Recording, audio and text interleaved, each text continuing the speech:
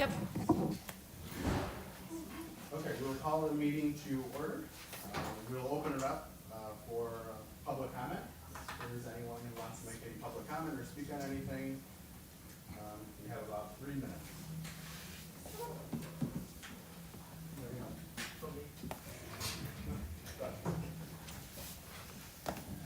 go. I'm Doug Champ. I live in Jamestown, 225 Golden Street. Just so everybody, and I know it sounds like I'm embellishing stuff, but I have a lot of experience. I was trained as an environmental biologist, and I spent a lot of time before I was with the city doing environmental reviews. And I know the process regarding any type of action associated with it. But my problem is this. The building that Gateway Center wants to go into was a foundry. It was a foundry going back decades. What did they do there? They made brass. What is brass? It's an alloy. What's it made of? Copper, zinc, and one very critical element. In Latin terms, it's palladium. Palladium is lead. And consequently, the process of an alloy requires that when you want it malleable. So anything associated with hardware some time ago had lead. And you want to bring in families and children in a building that had made products associated with lead production. Anywhere from 2.5% to 8% in the product. And yes, you're talking hardware to foundry. And if you want to see what happened bad, Google what happened in Geneva, New York, foundry. They just recently fixed the situation. And although it's different in the magnitude of what was done, it still cost the state of New York $20 million and the city of Geneva considerably more in terms of what it relied on when it was a foundry. So I can't understand, I don't understand the economics of why Gateway wants to be, so expensive, $700,000 a unit. I would think that it still is really serious about building houses in Jamestown. They would consider the fact that they could build 220 houses at $350,000 a piece at various locations, which would have much more impact on getting people into the situation of having a home. Looking at the Gateway Center, when you're looking at sidewalks, streets, and a river that binds it behind, and all the other pressures associated with downtown urban, it's not going to be a great place to bring up a family. Now, some will say, well, they don't have a place. Well, they can have a place. Now, my real crux of my argument here is the fact that was a foundry. There's no way you can mitigate, encapsulate all of the lead that was associated with that process. It would cost millions and millions of dollars. Now, whether or not they've done a type 1 environmental review, and they indicated to you what the work process is, regarding remedial work inside of the building, you can't really push out a site plan unless you know what the man-made environment internally is in order for occupancy to occur. You are the first step in site plan. I go back with Jeff Nelson, I don't know how many years, almost the same age.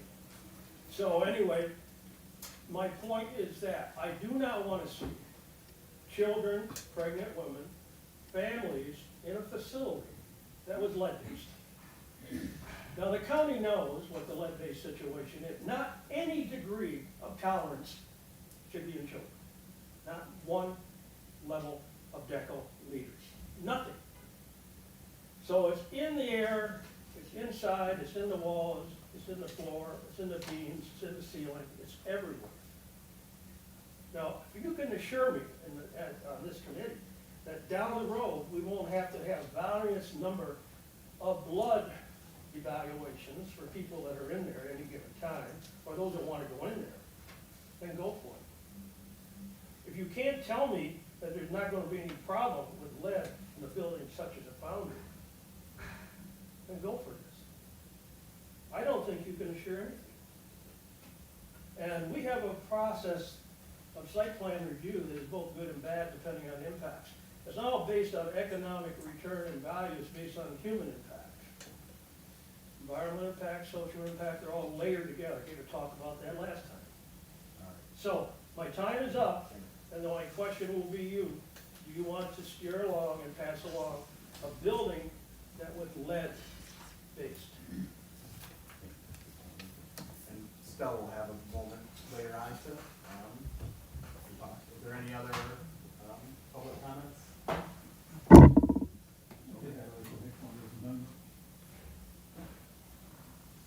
One of the things that I think I mentioned it here before that really struck me years ago, up on the top of Sweet Hill, so to speak, there was at one time the Liuzzo family wanting to build a large complex for elderly people, or not elderly people, I'm sorry, for poorer people, up by the school. And there was a lot of backlash, in a sense, for it.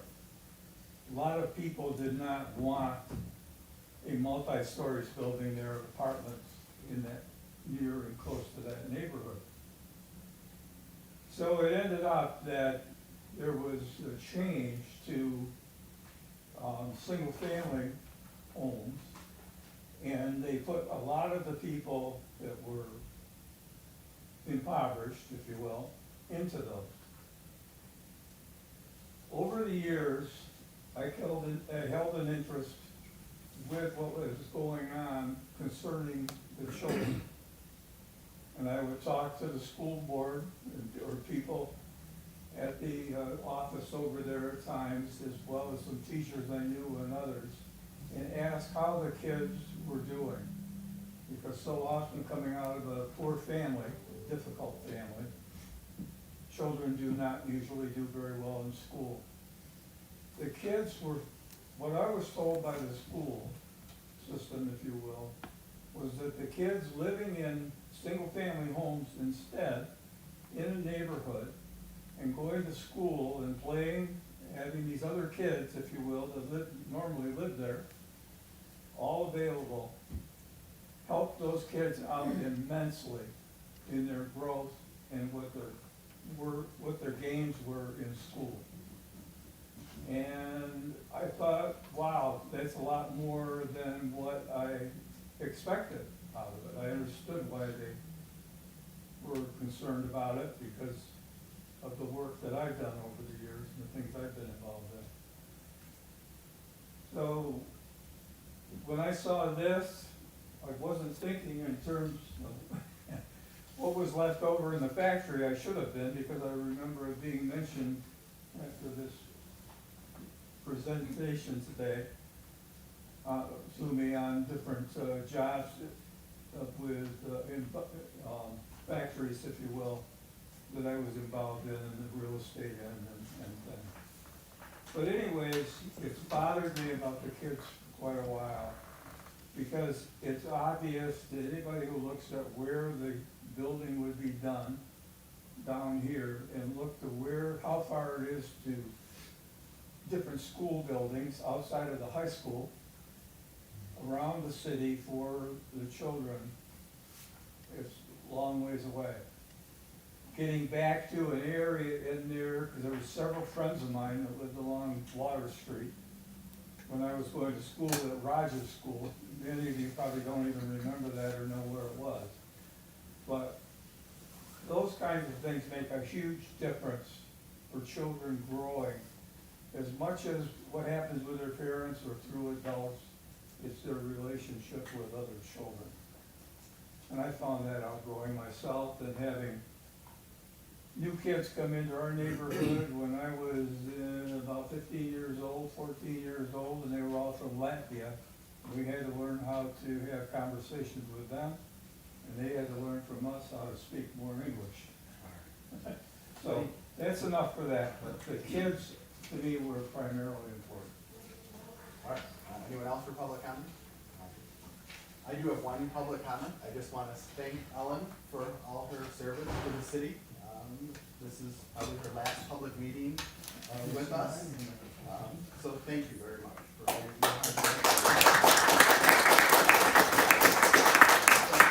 we're gonna miss working with you. All right, approval of the minutes. We have a motion to approve the January minutes. Second. All in favor? Aye. February minutes. Second. All in favor? St. Susan is gonna introduce their project. Whoever they are. Sorry.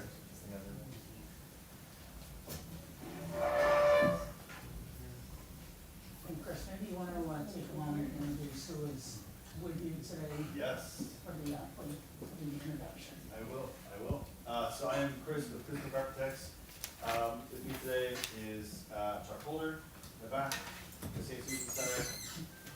Greg is here. We've got Sherry, Executive Director. Who else? I'm right here. Kelly Johnson. Kelly Johnson is legal counsel under full disclosure. I do sit on the board of St. Susan Center. So And full disclosure, I'm the grant writer for St. Susan's. All right, so I'm gonna walk you through a overall high-level project kind of approach to this. This board is low, but can y'all see that? I know speaking, I know it's small, but, so what you're looking at on the first page here, this is the campus of the former Jamestown Business College. So for reference, here's the mansion, okay? Here's the building in orange that was low-rise, one-story, built many years later. Parking lots to the north. Does that make sense? Just to kind of contextualize this all where we're at. So, the plan we're working through is to parcel these two buildings separately. So, UCAN would get the existing mansion here to the south, and then St. Susan's would take this building to the north. It's about 4,700 square feet times 2, a basement. And this first phase will be kind of left open, somewhat undeveloped. It's currently classrooms, bathrooming, things like that. Upstairs, you'll see in the plans right now is classroom space, office space. That's all being converted, which we'll get into in a second. But there's really not a lot of facade changes to the building at all. We're trying to leave it the way it is. The biggest changes we notice are out back, with 2 coolers kind of hiding in the back, just obviously for food service, freezers, coolers, walk-in. Current facility has a lot of coolering, a lot of places to drop off, pick up. This is getting a little more condensed, so we're trying to fit everything where we can. Proposed site line to the properties is in red right here. So proposing to split the property as equally as we can between the two. There's a connector right now between the mansion and the low-rise building. That connector would go away, completely separating those 2 buildings. There's a lower portion of basement and a first floor. New utility runs would go to each building from the city. Right now they kind of come in and they kind of distribute all over, because they're always kind of considered one facility. Now we're splitting them into 2 pieces. So that gives us about 6 foot of setback between the 2 buildings on the property line. That's as best as we can do without moving either building, which is not an option. All these notes on here, we've got proposed site size of about 5,900 square feet left where the mansion is. And the proposed lot size for the new St. Susan's is about 11,000 square feet. There's a proposed, some fencing to come up here to separate those 2 uses, mainly to keep anything that happens at UCAN, contained if there's kids playing or anybody back here. That'll be something we'll develop later on in the plans. And then parking here will stay parking, that's what it is now. We'll do some landscape improvements, and then there's gonna be some deliveries coming into the side. So the kitchen delivery access is towards the back there. But that's an overview of the site plan, and I can answer questions maybe page by page, if that helps. Any site plan layout questions I can answer. Okay, great. So some renderings. You'll see this looks pretty familiar. The building as it is today is not gonna change all that much. We've improved and included some signage here in the front facade. We've got some new landscape plantings here. Then there's some shrubs and things like that, cleaning that up a bit. I'm trying to balance aesthetics with also just functionality and ongoing maintenance of some of these materials as far as plannings go. So I'm trying to beautify it a little bit as well. The entry stays on the corner here, so still the main ins and outs are going to be from that space there. Parking is still here. And then there may be some loading or some graphicing inside that vestibule that's covered. That's still kind of up in the air a little bit, working through that. And then inside, right now when you walk into the school, it's corridors, right? It's a classroom, so there's corridors, classrooms, offices. We're taking all those classrooms and opening them up, and so in the front here will be kind of the cafeteria. That's what you're seeing the rendering up there. Again, take it with a grain of salt, we're not finished with this yet, but just to give you an idea of the space, trying to make it as warm and as welcoming as we can. Right now, St. Susan's has really tall ceilings in the cafeteria, big brand space. This is much lower, so we're trying to make it feel kind of as clean and as nice as we can. But yeah, no drastic changes really to the outside. You see the mansion reference in the background there. Any questions on the renderings or the images? Capacity seating. Yeah, let me get that here real quick. So next page. So, we'll hold for 1 second. So, basement here, you can see it's kind of left untouched. Area orange, that's the connector that's gonna go away between the two buildings. There might be some new laundry services or laundry for the facility for St. Susan's in the basement, but other than that, bathrooms, classrooming, suites stay in place. Down the road, the idea is that this will become kind of a teaching kitchen downstairs. That's not in this current phase, but maybe set up for that in the future. So really kind of leaving the layout and the circulation, the stairs, the bathroom, more or less the way it is today. For the future, we'll look at that. So, to your question on seating. So we've got 96 seats currently planned. This is the front of the building here, okay? There's that loading area in the back, there's our coolers. There's that connection between the mansion and the low-rise building being removed. In its place are egress doors to get out of the cafeteria. You can see a lot of this building becomes kitchen. So everything from this wall up is all kitchen, storage, pantry. There's a lot of storage that goes on. We're trying to keep everything first floor without having to spend the cost of an elevator and going up and down with big cans of food and things like that. So kind of a 1/3, 2/3 approach. 2/3 the back of house and a 1/3 for public here. It's very easily seen from the street. All the windows that face the road are going to stay intact. So lots of daylight, lots of visual control on the space. The vestibule and entry stay the same. The food service line is here, and then we've got the core of the stair, which is going to stay, and there's some new bathrooms going in. All this now is classrooms, and then all becomes kitchen. So if you push that space by marvelous wide open back there, that's what that turns into. So. The doors on the mansions will then in or out for egress? So yes, this will be up to you again. So we'll probably swing out, most likely, yeah. But, yeah, we'll have those, our doors swing out. So there'll be 2 points of egress, one to the mansion, one for us, onto that yard and out to the street. So, I know there's a lot there. I'm happy to answer any questions or thoughts. And then, Mike, also, if anybody has any questions, we have representatives from UCAN here also, so that if planning commission members have any questions. I know that we'd like to take a look at the whole area as we're looking at a site plan. So presently, JDC does own the property, but there's an agreement to gift and deed it over as of April 1 of this year. And St. Susan's will be gifted the entire parcel. It's currently on one tax parcel, and then we will immediately turn around and re-gift the parcel that will contain the mansion to UCAN. So, just as a procedural note for commission and for everybody else, what we're looking at probably is, with any luck, we'll have everything developed sufficiently enough that at the April meeting, there will need to be a determination made for seeker, actually probably 2 separate seekers, one for the subdivision of the current tax parcel and the 2 parcels, and then another one for the site plan approval. Also, we'll have to have a public hearing in regards to the subdivision. And then this can all be done in one meeting, provided that we have all material necessary from the applicant. And then we can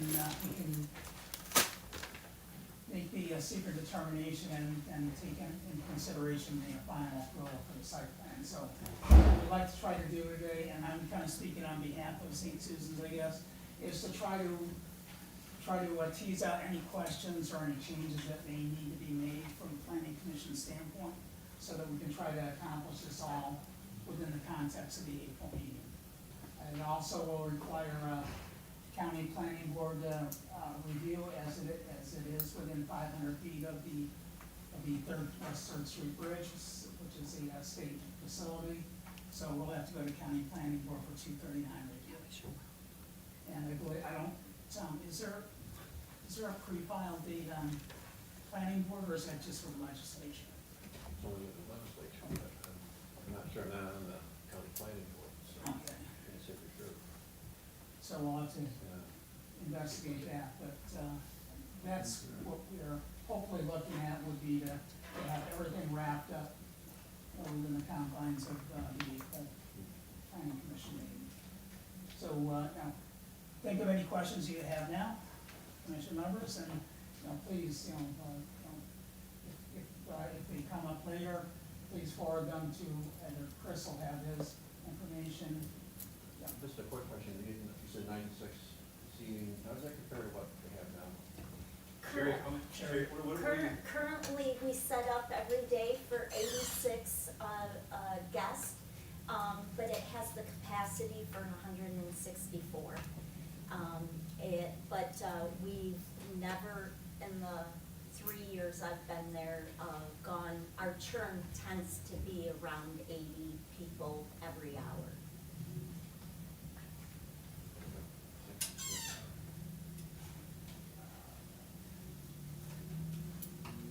Does anybody have any questions?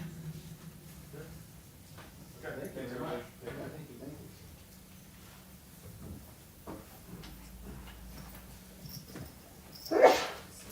Celebration Army. This is a reapproval, and I just passed out the resolution for this project. Yeah. And I will say, as far as the resolutions for this project are concerned, this is a sensitive area. It deals with domestic violence victims as well as people in vulnerable situations, so we have censored the area for this issue.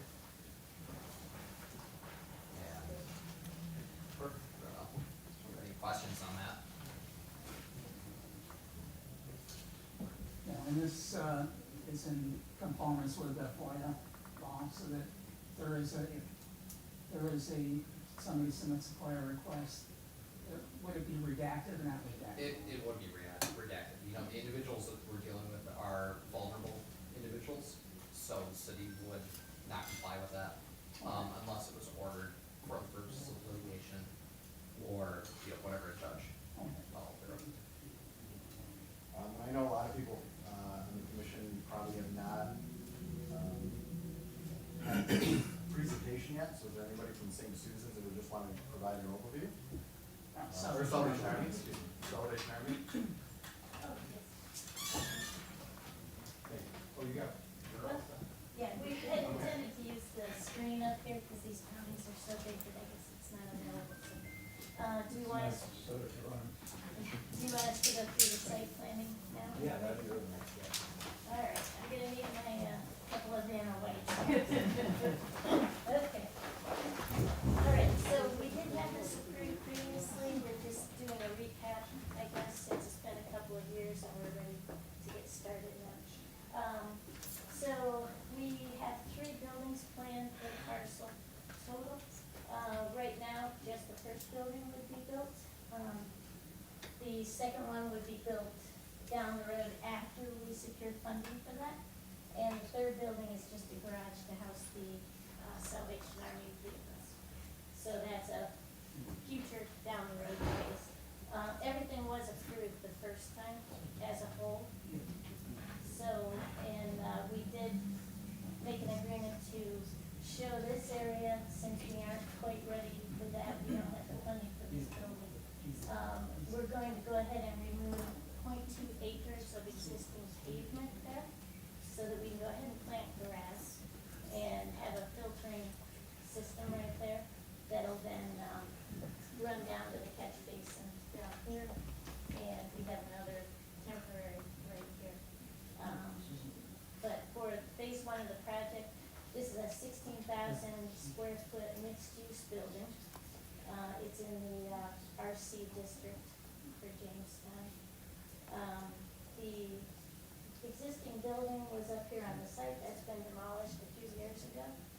the new footprint does not go beyond the setbacks to the north, to the west, or to the south. So we've stayed within that footprint of the building. Doesn't follow the exact footprint, but we're not encroaching any further on the setbacks. And we're within the required setbacks. We are on the south, we're 22.8 out of the 20 feet required. We're 19.4 to the west and 15.7 at our tightest spot on the rear where this parcel joins in. So we're not, we're meeting all the setback requirements. And I don't think, there's nothing that needs a variance except down the road here. Next month, we'll go in for another variance update on this fencing, which is kind of a non-issue on this end for the site plan. We are going to keep the existing ingress and egress out here, so that doesn't change. We're still entering and exiting from the same entrance here. And there is a secure parking area in the back. And this area, this is the exact same entrance on the back as well. So there should be no change to traffic flow for the area. We have plenty of parking, 34 spaces total with the main parking lot, and the back secure area that gets added to the back. So, and in addition, we also have street parking available. There's 504 feet of street parking available around the two sides of the building here. Let's see, we are actually gaining a lot more green space here than we have right now. If you know, the area, this currently has a lot of pavement, we're removing a good portion of that. So we'll add more green space around the front and the middle. We'll add a courtyard in the center. And have some plantings and trees that we show here on the site plan. There's going to be a rain garden in the back with native plantings, and that's going to be a buffer for the drainage, a filtration system. And we're going to add new catch basins here along the main road. We have one here, we have another one over here. And the other two will be, well, this one will be added at phase 2, this one will be added at phase 1. So 3 right now, and 1 more if we get the funding for the additional building here. Let's see if I have anything else. Lot coverage. With just building number 1, we would be at 17% lot coverage. If and when we add the second building and the third building, we would still be at 27% lot coverage on the property. So, phase 1. So on phase 1, again, this building with the secure parking, removing the pavement area over here, temporarily planting that to give us some more green space in the meantime. And we would construct this little parking area here, which is there, but we'd be repaving and regrading that. We're actually, the grade will actually be less steep than it is right now, so that'll help with the runoff as well. And of course, we'll have downspouts on all of the buildings. This building, the first building, we have all the gutters designed to run to this catch basin right here. So that's all taken care of. And all of the lawns will be graded, trees planted both in the front and the back of the building. And that's pretty much a recap of what we had approved before. Does anyone have any questions for us on it? How many square feet are in the proposed building, the one for the future? The one for the future is, yeah, I've got that right here somewhere. The one for the future would be 8,750 right there. Per floor? No, I'm sorry, 4,000. I think I noted on the drawings that we Yeah, received, I got there was that written a down. 3-story structure. It is, 11,000, I'm sorry. So we are 16,000 square feet on the first building. Sorry if I'm blocking your view right here. We will be 11,000 square feet on this building, which will be an R2 occupancy. And then we're 1,120 square feet on the garage building. planning commission has not really, has changed over so much since the last time you presented. And I have a number of questions that I don't wanna belabor you with right now. I would like to make a motion to the commission to table this until the next meeting date for resolution of those questions, or we can go into them now. If we could answer them now, that would be Sure. preferred on our end, and that would be because of the state funding, we're on a very tight timeline where if something doesn't get approved and we go into the next month, we may not be able to start at all. Okay, so what were the circumstances that surrounded that caused you not to break ground as was stated at the last meeting? There was a holdup waiting for the state. We had received state funding. They had a lot of requirements, and it was the headquarters at Salvation Army going back and forth with the state to get everything resolved. And it just took a couple of years while the rest of us waited. The contractor, Empire Development, I'm sorry, I have Micah Meredith, owner of Empire Development, and Diana Butcher from the Salvation Army. Both of them, along with my firm, we have all been ready and waiting, but between the state and the Salvation Army headquarters, they had a lot to work out. Okay, and trust me, I fully believe in this project. I wanna see it occur. However, you know, there's a number of items involving seeker. I feel seeker as can be a belabored process and something that you know, sometimes I think is parts of it aren't needed, but it is part of the site plan approval process, as are all the codes involved with the city. So there are some questions that I have particular to, you know, current codes and laws that if you could respond to, I would like. We did supply the short EAF. Yeah, and then this is more than that, if you could let me continue. Section 239 review, under the New York State General Municipal Law, any project that occurs within 500 feet of a county or state roadway or 500 feet of a neighboring municipality is required to go before a county planning board for their review and comments. Has that occurred yet? No, we were not asked to do that the first time it was approved. That was in New York State General Municipal Law, I think since 1979 it was. Oh, wait, did it? We did go to the county, I would have to look up what year it is, but I was there for the county. Okay, I was not. I would have to look up and see what date that was, but it was probably at least 2 years ago. Okay, because, you know, and I'm trying to be fair and equal to all projects. Stell was required to go before a county and have their 239 reapproved. Yeah, we, Because he went with me. County may have it in the Okay. meeting minutes as well. Okay. in their All right. down. Yeah, So- if you can find that. all right, so the Salvation Army themselves went to that. We can still vote to approve it if we have the majority. And are you going to be combining the tax parcels? Yes, I believe they've already been combined, is that right? Yes. Okay, must be the county system is behind. Yeah, Jeremy Swanson has handled that end of it for the Salvation Army, he's home with his stomach too right now.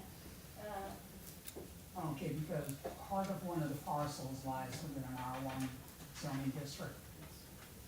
And because of that, part of it lies in the R1, part of it lies in the RC.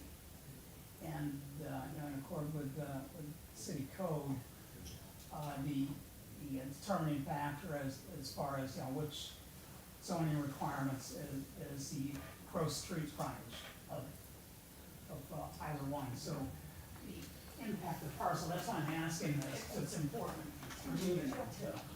It's the parcel right here.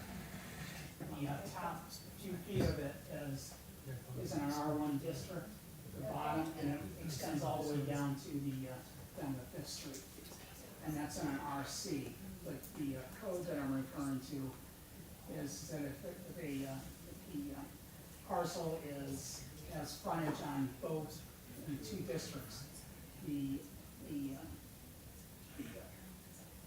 district that takes precedent is the one with the more gross speed on the frontage, which would be the R1 district. So that has to be combined, or you would have to go before zoning So, for use Greg, variance. Greg, we have a response to that, so It the was in the zoning code. RPS and they have been combined.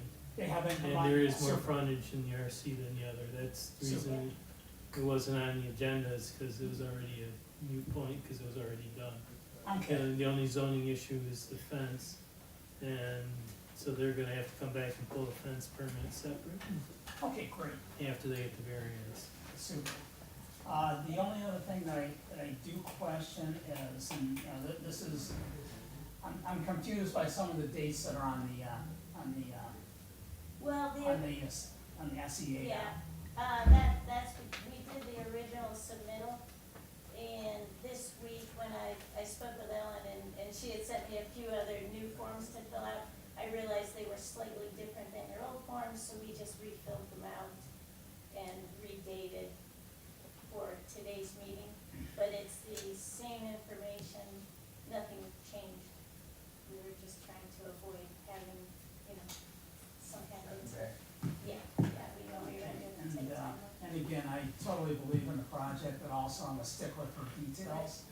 I worked most of my life in the highly regulated industry of banking and lending, so I know if you don't do things right, you can eat your hands slapped, and you can also lose an approval if somebody decides that they don't like the project and wants to file an Article 78. So, that's the only reason I'm asking these questions. But, the last time this was approved, it was approved contrary to seeker law, by having the site plan approved prior to discussion or a negative or a determination on the seeker.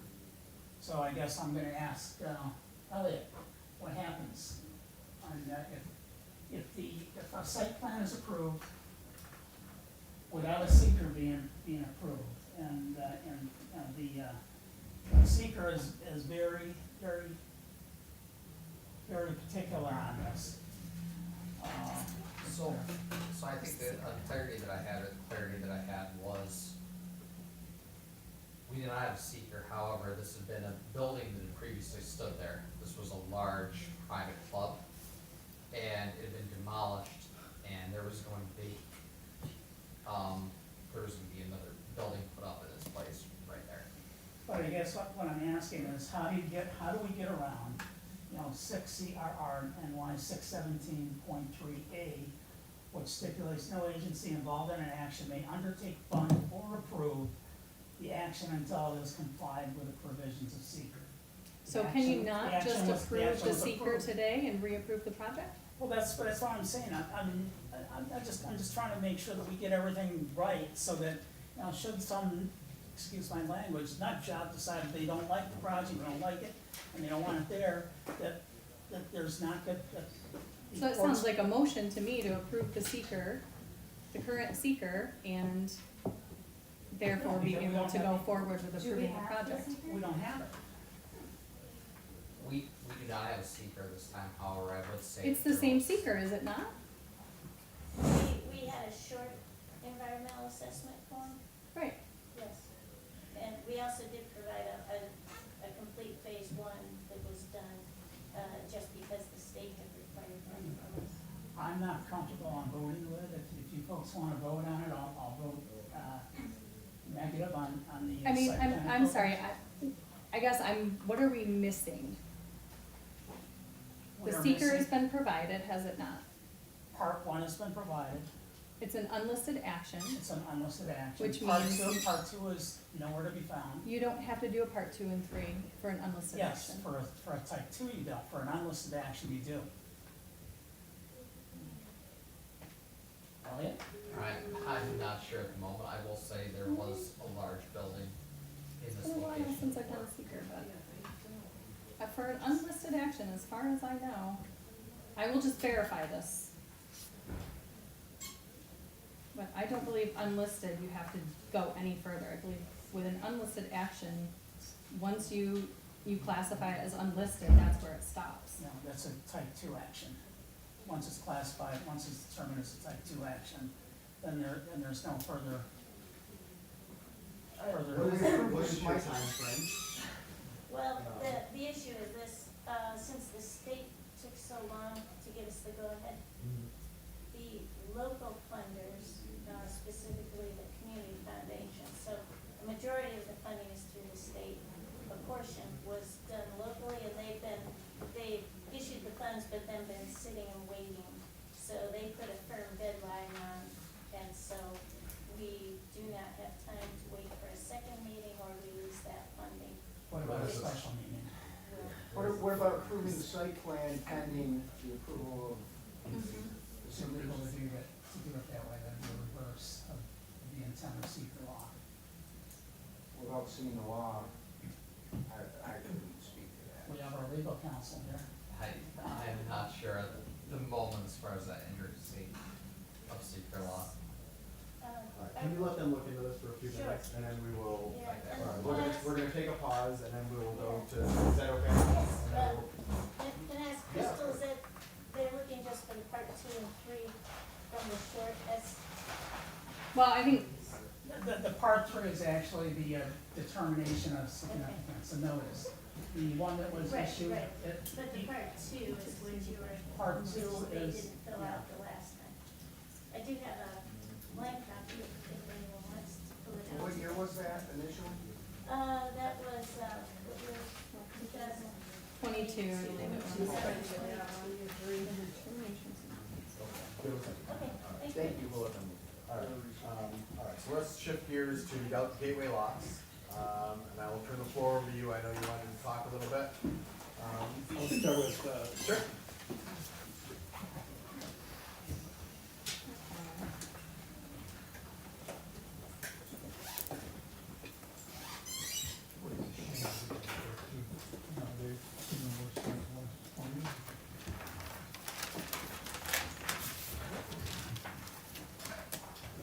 Everybody has something to say, makes a.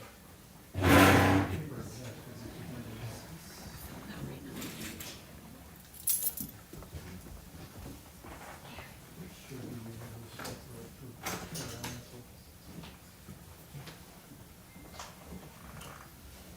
Afternoon, everybody. My name's Diana Koenig.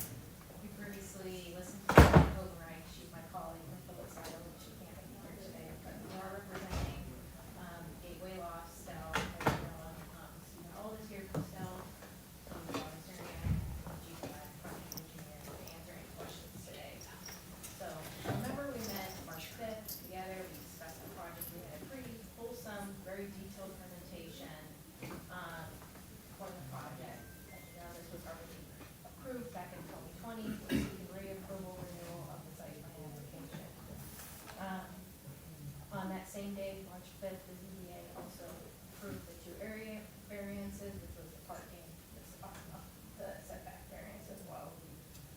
So, after that meeting on March 5th, we requested that we provide some site plans that show storage, where we would store snow removal, as well as providing the lakefront water assessment form. Those have been provided to you. If you want a copy, I have copies with you right now. In terms of today, we felt like we provided a pretty good wholesome presentation. This is a remastered reuse of a building located, a building that is eligible for historical listing. It's for supportive housing for those who with special needs, low-income housing. This is also a $3 million brownfield cleanup project, as well to help with the remediation of the prior industrial use of the site. So today, we're here to request that you renew the site plan application. We're happy to answer any questions, any other concerns you want us to address today. Again, Stephen's here, if you want to be here, we'd like to say a couple words and. Sure. Yeah, I'd just like to reassure the board about lead in the building and in the ground. We're doing almost $3 million worth of cleanup according to the approved brownfield cleanup, agreement with, New York State DEC. And, New York State DEC is, famous nationwide for being very, very, very strict, to the point at which, they're often accused of, driving manufacturing out of New York State and making New York State unfriendly to business. If you worry about children, DEC is great, okay? They may be business unfriendly, children are at the top of their priority. They're not going to let us put children in this building at any kind of risk. And that's just the DEC. There's also involved in this project is the New York State Housing Finance Agency, which has their own environmental standards, which are higher than the DEC standards, which cost us extra money. It drives up the cost of whenever New York State Housing Finance Agency builds anything, it costs more because they have higher standards for environmental things and energy things and all kinds of extra requirements that don't, a for-profit developer coming in here to build apartments wouldn't have to do. We're gonna have to comply with New York State Housing Finance Agency's higher standards. So that's part of the reason why it costs them so much. And you can rest assured that the children in this building will be safer than any children anywhere else in Jamestown. So as part of that, you would be going in once a unit is completed and randomly testing for lead the way that we do in homes now? It would be tested, it's already been tested, the entire building has already been tested, every surface inside the building has been tested and evaluated. That's already completed. We wouldn't be admitted to the brownfield cleanup program if we hadn't shown to the satisfaction of New York State DEC that we know where all the problems are and how much of a problem it is.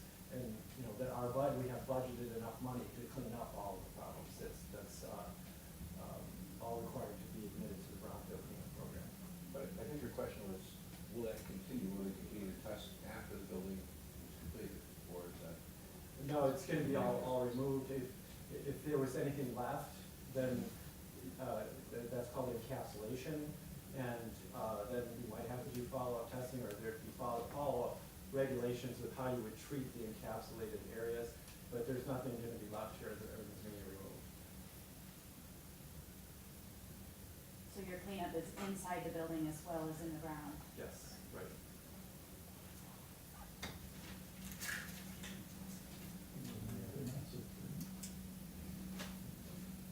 Any other questions? The only question I had, Mike, I apologize for this, but there also is a requirement to submit a waterfront assessment form, which I believe that you have. I believe that all commission members have had an opportunity to review it. If you have any questions on that, then we can ask that at this point. Otherwise, that would probably have to be a separate resolution just to accept the waterfront assessment form. What's the name of the resolutions? Is it? That's what I was going through it quickly. I didn't. Because it was in that. It was 13, right?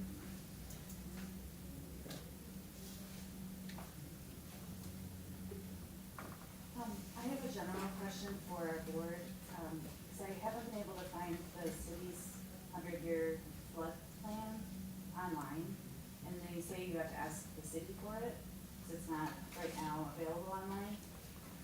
Is that something Yeah, I that, can get it. that we could ever access? Because I noticed you are not in the floodplain, but that seems hard to believe since you're so close to the river. It must be your parcel is what the building is not? Yeah, our building would not be considered, we actually, on our plans, we show the 100-year flood Do you? boundary, Okay. so it is on there, it's been considered, but the elevations allow for us to, comply with all those regulations. The city's, just waterfront development, right?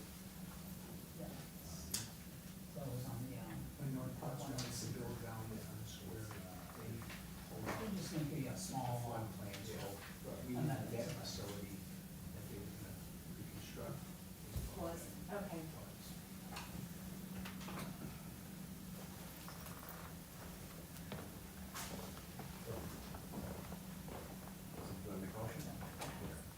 like to, make a motion that we approve the, site plan for Stell Gateway Lofts.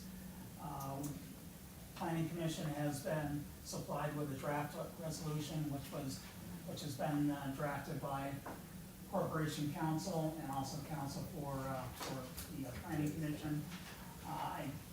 Everybody has had an opportunity to review it. I won't read every single passage of the resolution, but I did want to just touch on a couple of points that I thought would be pertinent. Again, Stell Gateway Lofts, whereas Lofts supportive apartments, LP and southern interior environments for living, collectively the applicants.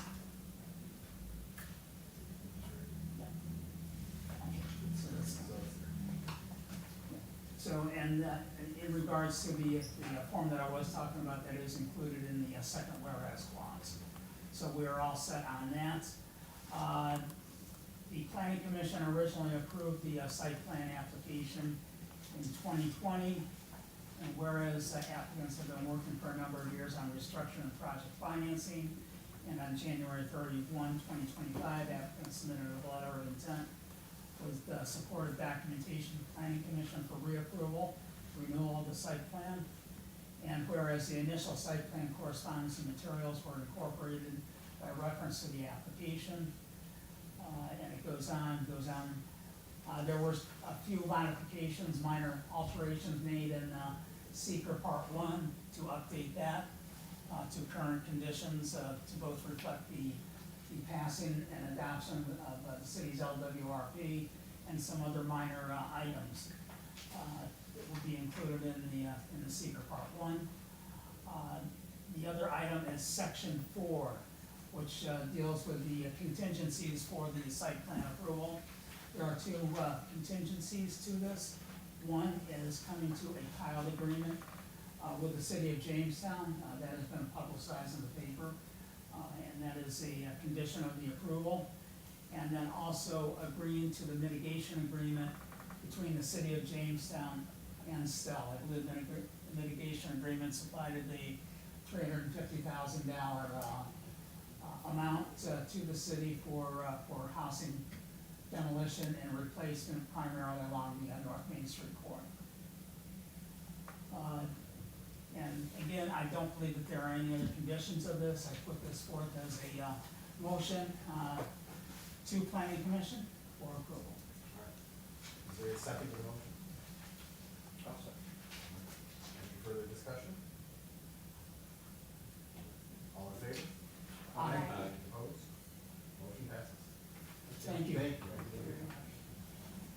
Enjoy the sunshine. Break ground. Yes, let's get shovels.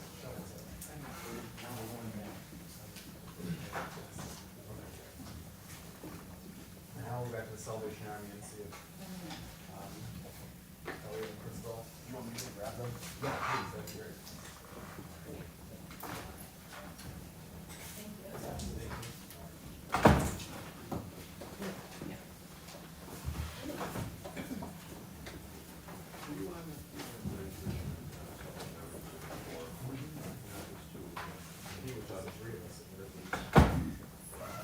And again, I'm not faulting anyone. Well, it's hard to think that that happened, see if it wasn't.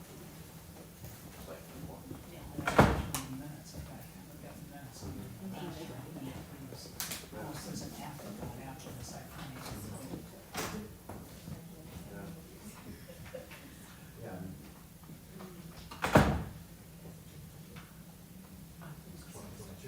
It wasn't that long ago. You weren't here. No?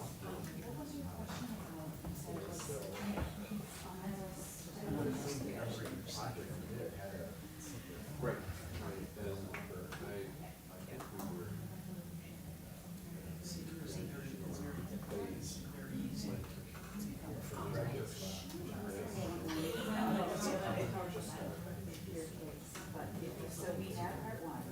Moving forward, for any future meetings that are going to be scheduled, we need to make sure that they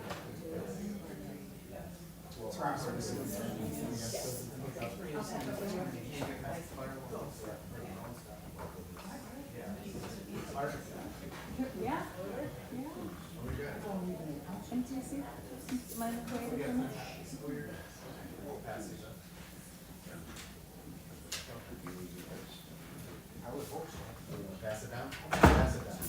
I thought that's what the plan was. Pass it down. I read that. Pass it down. Thank you.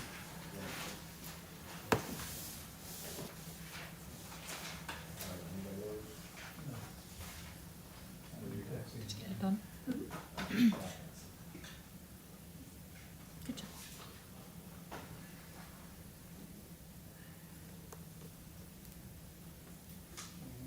Again, Yeah.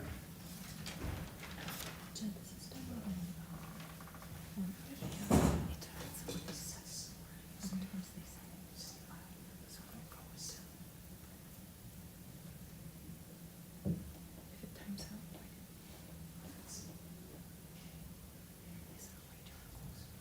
did- Mhm.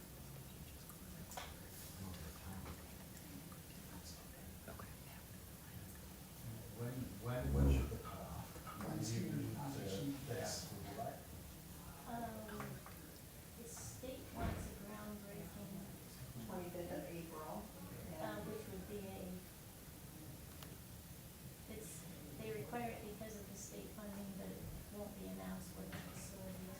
Right, it'll be Why on the 11th hour are you making your prices our prices? We didn't realize we had a Crisis. because it was already approved. So, This has been in works for 3 I years. understand.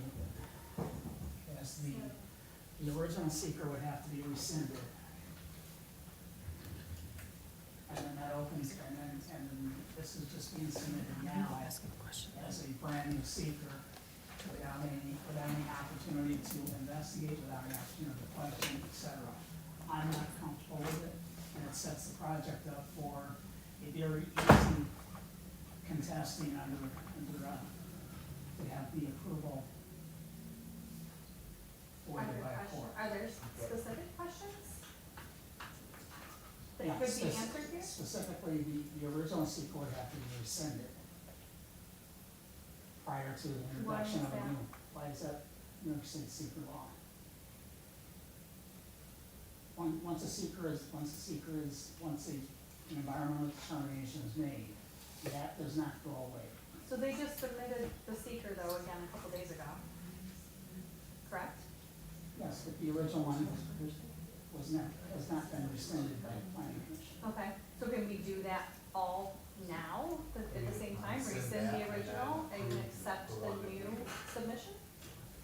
You think if you simple motion and incorporate both? I would think, yeah, I would think so. I mean, the short form is short and relatively simple. I imagine that the What is the sponsor would be willing to determination for talk through. non-significance? Pardon? What is the determination for non-significance? What do you mean, it's This is- no this is- significant impact? Yeah, this is a new form that gets utilized, we don't have Yes. to use the 1979 form. Right. That's why you have that in front of you. Yeah, correct, but there's this blank.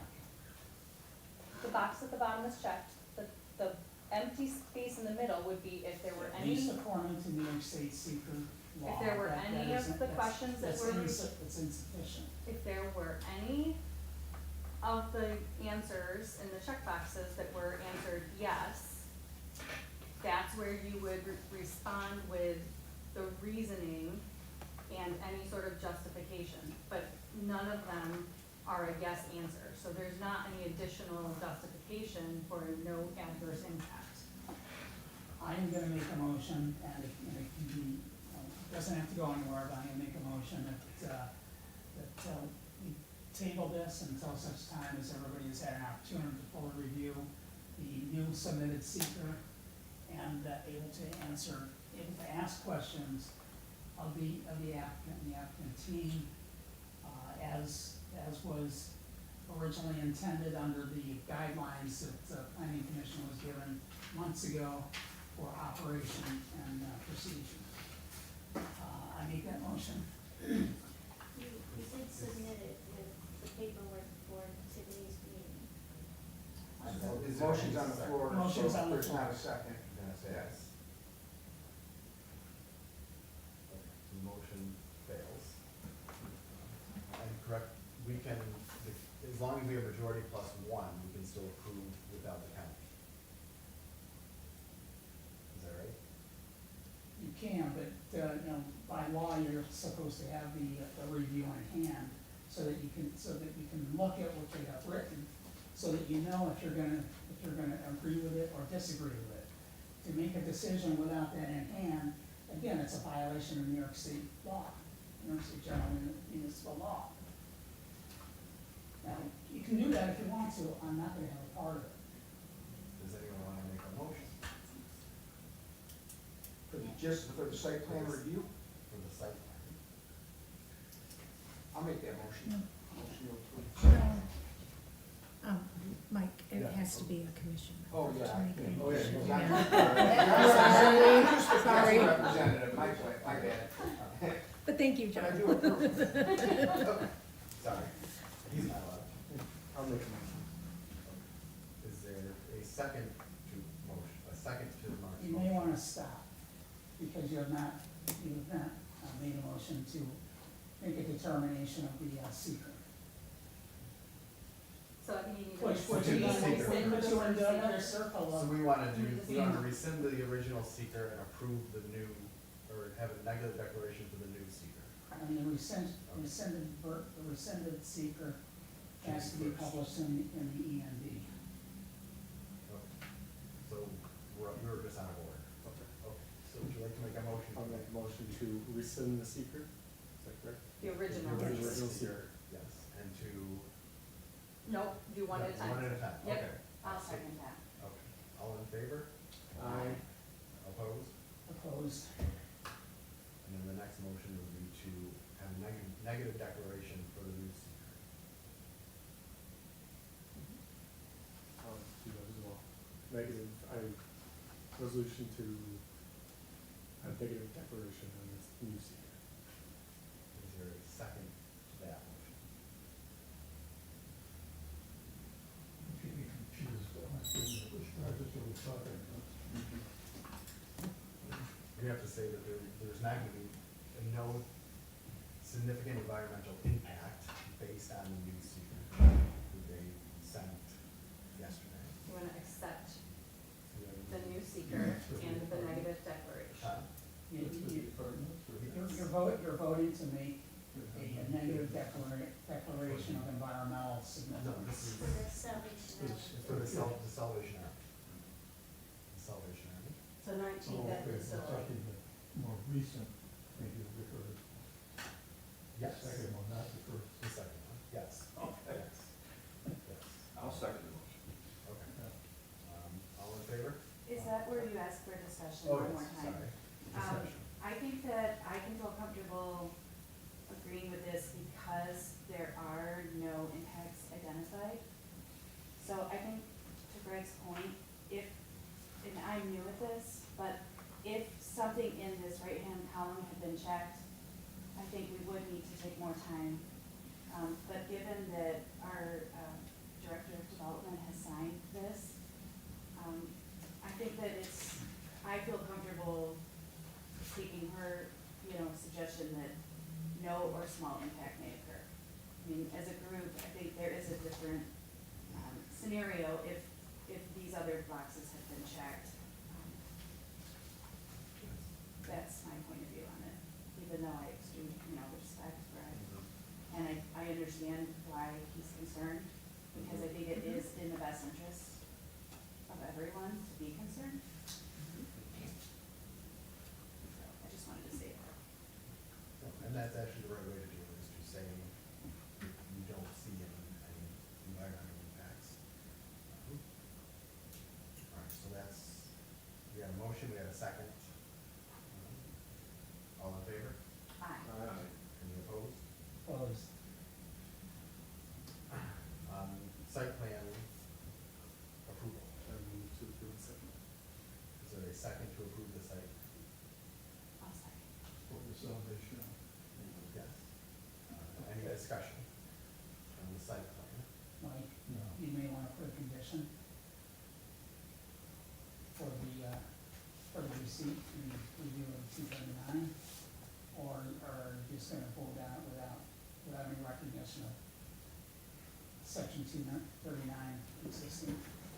I thought we had been to the county, I thought, but we We don't, don't have- we don't have We that. just need to give you the date. Jeremy Swanson has that date that he's gonna do. We called him, but he doesn't have it in front of him. So. Mark, can we amend your motion to include the receipt of that YouTube video? Is your second still okay? Yes. Okay. Any further discussion? Only that I'd surely like to continue to hear of the progress as you go along. Sure. Yeah, we'd be happy to. It's a Good important project. thing in the Yeah. city to have it known why it is that you're working on. Well, we can talk about certain things, all of us on the design team and contractors, we've all had to, due to state regulations, sign a non-disclosure papers, so we have to be really careful about what we talk about. But it's a great project for the community, it really is. Nice. What are you doing with the old building? It's down already, it was demolished a couple of years ago. Are you talking about the Okay. second building or where we're at now? Where we're at now, okay, the yes. Salvation Army owns it, so divisional and territorial headquarters will have a conversation about, how they wanna move forward once the building's vacated, whether that's gonna be sold, gifted, whatever they decide, it becomes some other office building. I thought you meant on-site. No, I thought. All right, all in favor?